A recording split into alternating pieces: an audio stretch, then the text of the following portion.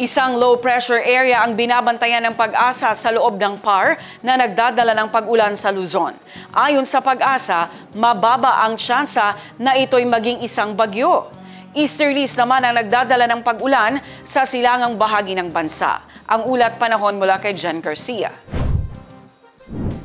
Makikita sa ating iWeather Center as of 3 a.m. kaninang umaga, namataan ng LPA malapit sa katubigan ng Corcuera sa lalawigan ng Romblon. Bagamat mababa ang tsansa na maging bagyo itong minimonitor na LPA, magdudulot ito ng mga pag-ulan sa Mimaropa, Calabarzon, Bicol Region at ilang bahagi ng Central Luzon. Easterlies naman na magdudulot ng pag-ulan sa silangang bahagi ng bansa, habang ITCZ ay walang direktang epekto sa ating bansa. Samantala sa Visayas at Mindanao, inaasahan ng mga pag-ulan sa hapon o sa gabi, dala ng mga isolated rain showers o thunderstorms. At para naman sa magiging lagay ng ating panahon bukas, sa Cotabato City maglalaro ang buwat ng temperatura sa 24 to 32 degrees Celsius at nasa 70% ang chance of rain. Sa Maguindanao, papalo ang buwat ng temperatura sa 23 to 33 degrees Celsius at nasa 90% ang chance ng pag-ulan. Sa Cotabato Province, maglalaro sa 24 to 32 degrees Celsius ang agwat ng temperatura at 60% ang chance ng uulan.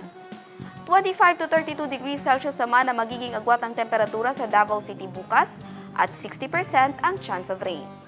Sa Cagayan de Oro City, papalo sa 25 to 31 degrees Celsius ang agwat ng temperatura at 60% ang chance ng pag-ulan.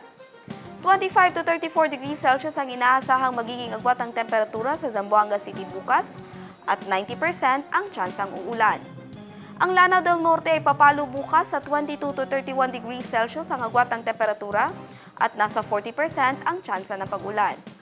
Habang sa Lanao del Sur naman ay makakaranas ng 17 to 25 degrees Celsius ang agwat ng temperatura at nasa 70% ang chance of rain. Ang araw ay sumikat kaninang 5:27 ng umaga at lumubog ng 6:27 ng gabi. At yan ang latest mula sa ating iWeather Center. Jen Garcia, iMinds, Philippines.